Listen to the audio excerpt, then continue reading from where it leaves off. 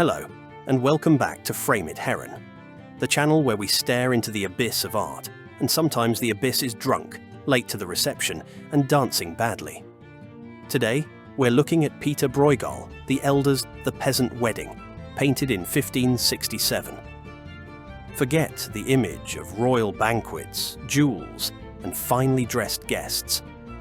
Most Renaissance weddings looked like this: peasants crammed into a barn, bowls of porridge, and enough alcohol to drown out whatever music was playing. And the bride barely gets a word in while the rest of the guests go to town on the food and ale. Wedding chaos clearly isn't a modern invention. Now, here's the thing. A painting like this wasn't exactly standard back then. Just a few decades earlier, most artists were cranking out altarpieces and saints. But then, along came the Protestant Reformation, and suddenly, churches weren't ordering giant murals as much anymore. That opened the pearly gates for something new: landscapes, markets, and yes, peasants in a barn, having a merry old time. Enter Pieter Bruegel the Elder, also known as Peasant Bruegel. Why? Because instead of royal portraits, he painted regular people doing regular things. And legend has it, he even went to these weddings in disguise. Basically, the 16th century equivalent of a party crasher. It's fun to imagine him throwing on some muddy boots and a worn tunic, going full undercover, sketchbook hidden like contraband, and ready to immortalize the scene, ale stains and all. And look at how Bruegel paints it. His colours aren't flashy Renaissance golds and silvers. They're earthy.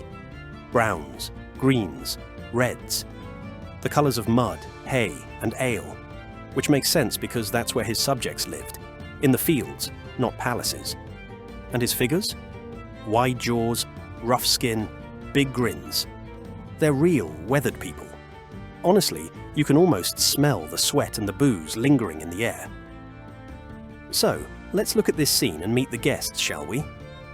First thing that jumps out: those servers lugging in what looks like bowls of porridge. And not on a tray, not even a table, but on an actual door. Someone literally went, "Yeah, just rip it off the hinges. It'll do." Peak rustic efficiency. Call it Renaissance IKEA. And then, over to the left, the bagpipers. Bruegel loved these guys. Seriously, they pop up in a bunch of his paintings, like the peasant dance. Why? Because in the 1500s, bagpipes weren't just instruments, they were the soundtrack of peasant partying. When Bruegel wanted to say, "Things are getting rowdy," he didn't need neon lights or a bass drop. He just painted a guy puffing away on a set of bagpipes. That was enough. Now let's talk about the bride. You'd think she'd be the center of attention, her big day after all. But nope. In true peasant wedding fashion, she's just sitting there in silence, tucked away, with a flowery wedding tiara on her head, while everyone else is eating, drinking, and having fun. Her passivity isn't neglect, though. It was custom. On her wedding day, the bride wasn't supposed to lift a finger. Think of it as at least one holiday in a lifetime of hard labor. And then there's the kid on the floor, shoveling food into his mouth. No chair, no plate, no dignity. Just face first into the feast. Some scholars have read this as a symbol of gluttony tucked into the chaos. Maybe. But honestly, peasant weddings weren't elegant affairs. They were crowded, noisy, and yes, occasionally involved children eating directly off the ground. Now we land on my favorite character. The man pouring himself what can only be described as a mega pint of ale. He's not waiting for ceremony, not pacing himself. He's making absolutely certain that his cup runneth over. Bruegel nails it here. There's always that one guest at a wedding who cuts straight past the queue and fills their glass to the brim. Some see this as a nod to excess or greed, but maybe it's just a man with priorities. Over on the right side of the table, there's a cowled Franciscan monk, mid-gesture, deep in conversation with a well-dressed older man who's perched, rather undignified, on an upturned barrel. The monk's probably here to bless the marriage, while the older man is likely the local landowner, keeping a watchful eye on his tenants' festivities. Hence why he scored the best seat in the house, a wooden tub. And just beneath them, stealing the show, a dog pokes his head out from under the table, clearly far more interested in scraps than in sermons. Who's a good boy? And really, we've barely scratched the surface. There are so many characters packed in here that if we went through everyone, this video would turn into an hour-long wedding guest list. Now let's zoom out a little and talk about the painting itself. One question you might have been asking yourself: where's the groom? You'd think he'd be front and center, but nope. Bruegel leaves us guessing. Could it be our favorite character getting the extra round in?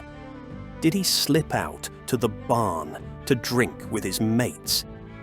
Did he bolt, leaving the poor bride to fend for herself with the bagpipes? Or maybe Bruegel just didn't care. After all, this is less about one man's big day and more about the glorious, messy chaos of peasant life. And speaking of mysteries, let's talk about the third foot. By the servers, there's what looks like an extra leg.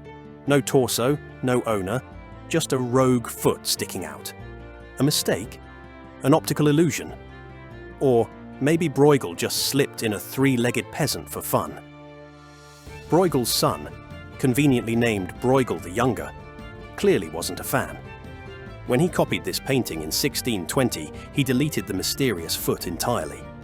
But a closer inspection suggests it's just a visual trick, one of the servers twisting into such an awkward pose that it throws us off. See what I mean? It becomes clearer with this in mind. Basically, a Renaissance photobomb courtesy of someone's leg. Today, the peasant wedding lives in the, and please forgive the pronunciation, Kunsthistorisches Museum in Vienna. And as to my own thoughts, it could just be one of the most relatable paintings in history. Could it have been a subtle jab at the rural peasant class and their gluttonous ways? Maybe. But perhaps it was just a snapshot of a party and of life in general. Messy, loud, awkward, and funny. So next time you're stuck at a wedding reception, balancing food on your lap while the drunk uncle goes off on one, just remember, you're basically living in a modern-day Bruegel painting. Thanks for watching. Don't forget to like, subscribe, and if you ever serve food on a door, just check it's not the bathroom door first. Catch you next time.